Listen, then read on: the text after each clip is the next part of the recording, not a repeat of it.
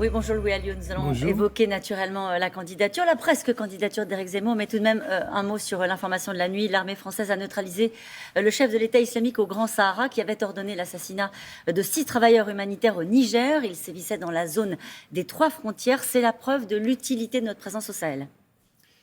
Oui, et toutes les victoires sont bonnes à prendre contre l'islamisme radical. Félicitations à nos soldats, mais ça ne règle pas le problème de fond et la participation notamment de l'Union européenne au financement de ces opérations qui sont menées par la France, bien seule sur le terrain.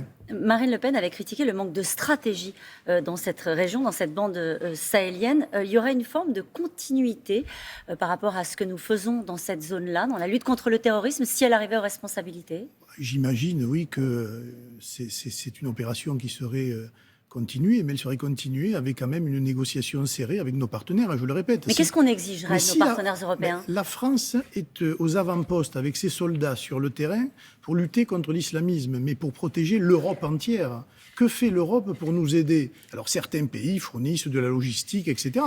Mais ils ne paient pas leur contribution, alors que c'est, j'allais dire, le budget de l'État français qui paie cette opération au Mali. Vous connaissez l'opération Takuba, Louis Alliot? Vous connaissez l'opération Takuba? Moi, je suis allé visiter les forces Barkhane. Oui, non, mais il y a une opération Takuba qui est conduite avec l'aide des Européens. Oui, mais c'est dérisoire, c'est marginal par rapport à l'engagement de nos forces armées au Sahel. Et de ce point de vue-là, je trouve que l'Europe est en deçà et elle devrait y contribuer financièrement. Que l'armée française soit la seule armée capable dans l'Union européenne d'intervenir là-bas, très bien. Mais encore faut-il que nos alliés européens soient derrière nous.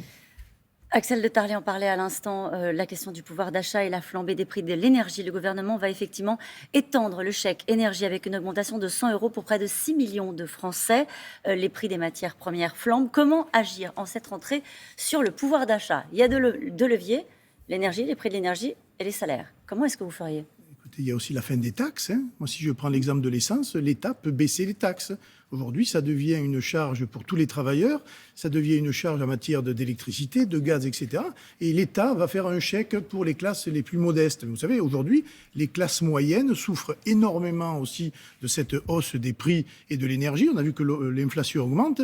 Et donc, c'est à l'État aussi de réguler le marché. C'est le moment de le faire avec le prix de l'essence tel qu'il est aujourd'hui?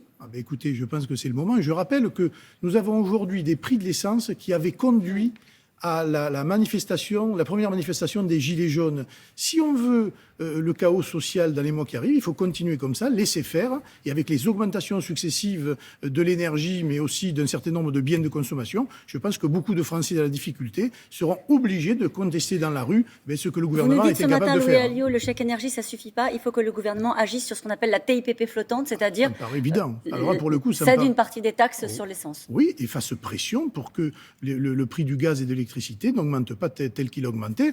C'est votre confrère qui vient de le dire. C'est quand même en 10 ans une augmentation absolument incroyable. Il faut que tout cela cesse au plus vite. Un mot sur la sécurité. Le président a fait des annonces, vous les avez entendues, sur la sécurité, 1,5 milliard d'euros en 2022. Hier, c'était au tour de Xavier Bertrand de proposer sa version du sujet à Saint-Quentin. Il assure que son quinquennat sera celui de la fin de l'impunité, moyen, durcissement des peines, restauration de l'autorité. Qu'est-ce qui reste au Rassemblement national? Pourquoi voulez-vous qu'ils fassent demain ce qu'ils ont été incapables de faire lorsqu'ils étaient aux affaires? Vous parlez de Xavier Bertrand, là? Oui, et de M. Macron. Il s'aperçoit en fin de mandat qu'il y a un problème de sécurité. Moi, je pense qu'ils prennent les gens pour des imbéciles. Moi, je peux vous dire, en tant que maire de Perpignan, je connais la situation. Les forces de police sont démunies, matériellement, humainement, socialement. Et tant qu'on ne va pas renforcer un certain nombre de zones de police dans nos territoires, eh bien, nous aurons de gros soucis en matière de sécurité. Mais il n'y a pas... Il y a de la communication, mais il n'y a pas sur le terrain... Là, pour le coup, il y a eu du sonnant et du trébuchant, des moyens attendus par les policiers, non? Il y a eu des annonces, mais je peux vous dire que sur le terrain, il y a pénurie et qu'ils n'ont pas les moyens d'assumer les missions que les Français demandent. Le contrôle de l'IGPN par une instance indépendante parlementaire, c'est la condition pour établir la confiance, estime le gouvernement. Vous êtes d'accord avec ça? Un gadget qui porte atteinte à l'honneur de la police. Parce que le contrôle de quoi? Il y a déjà une IGPN qui contrôle les policiers. Qui fait bien son travail? Maintenant, oui, je suppose qu'elle fait bien son travail. Les parlementaires, ils vont aller s'immiscer dans les affaires de la police.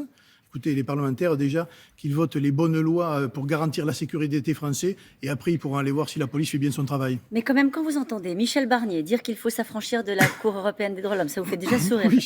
Quand vous entendez Xavier Bertrand dire qu'il faut interdire le salafisme, ou encore Valérie Pécresse qui veut rétablir la Cour de sûreté de l'État, vous dites au moins ils sont sortis d'une forme de naïveté que vous avez dénoncée pendant des années? Non, parce que ça fait longtemps que tous ces gens-là parlent comme nous au moment des élections, mais font l'inverse lorsqu'ils sont au pouvoir et lorsqu'ils gouvernent le pays. Donc je n'y crois plus. Et les Français n'y croient plus non plus. Donc ce sont des effets d'annonce. Il y a un concours l'épine de celui qui produira la meilleure mesure, mais je pense que personne n'y croit. Donc ça veut dire que pendant toute la campagne, vous allez tenir ce discours-là. C'est-à-dire, Non. en gros, vous ne nous avez pas essayé, c'est le seul argument. C'est déjà un argument de poids, parce qu'on a essayé les autres et on est dans la situation que nous connaissons. Eh bien, effectivement, on peut essayer ceux qui n'y sont jamais arrivés. Et je pense que, et on le prouve dans nos mairies d'ailleurs, notre gestion fonctionne, et elle fonctionne pour tous les Français, quels qu'ils soient. Ça veut dire qu'en gros, il n'y aura pas de proposition choc pendant cette campagne de la part de Marine Le Pen. Elle fait sa rentrée politique avec la privatisation du service public de l'audiovisuel et la nationalisation des autoroutes. Ça fait partie de mesures qui aideront au pouvoir d'achat des Français. Dans les deux cas, le prix des autoroutes est exorbitant en France et l'audiovisuel public, la redevance, est aussi quelque chose qui pèse sur le budget des plus modestes. Vous savez combien ça coûte de nationaliser les autoroutes? Oui, ça coûte 40 milliards, oui, mais ça rapporte beaucoup et ça a beaucoup rapporté aux groupes privés. Alors peut-être qu'il faudrait rendre aux Français, finalement, ce qu'ils ont déjà payé par leurs impôts. Il est à 10%. Vous savez de qui je vais vous parler, Louis Alliot. Il est à 10% dans les enquêtes d'opinion. Est-ce que c'est plus désormais à vos yeux qu'un phénomène de mode, qu'une curiosité de la rentrée, Éric Zemmour? C'est un concurrent, voilà. Et il est devenu un concurrent?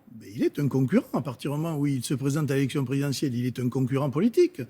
Mais je remarque qu'il tient un discours qui peut s'apparenter sur certaines mesures au nôtre et qu'il est, pour l'instant, en tout cas de ce que je peux voir dans les sondages, quelqu'un qui divise plus les idées qu'il prétend représenter qu'il ne rassemble, et c'est bien là le problème. Il vous affaiblit, c'est ça que vous voulez dire?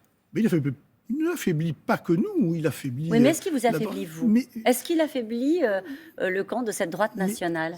Il n'affaiblit pas, il divise. C'est la même chose? Non, c'est pas la même chose, parce que pour l'instant, on verra s'il arrive au bout. Mais les Français vont se rendre compte que aujourd'hui, quand vous regardez les chiffres des sondages, il est le meilleur allié du maintien du système et du maintien de M. Macron, qu'on le veuille ou non. Sur le fond de ce qu'il dit, Éric Zemmour, est-ce que vous reconnaissez dans tous ses propos, lorsqu'il dit... Non, alors je vais quand même les citer. Il dit par exemple que l'islam et l'islamisme, c'est pareil, qu'il faut choisir entre la France et l'islam, qu'il faut par exemple interdire de donner à son fils le prénom de Mohamed. Est-ce que c'est des propos désormais dans lesquels vous vous reconnaissez toujours, pardon? Non, mais je ne m'y reconnais pas parce que nous n'avons jamais partagé ce genre de choses.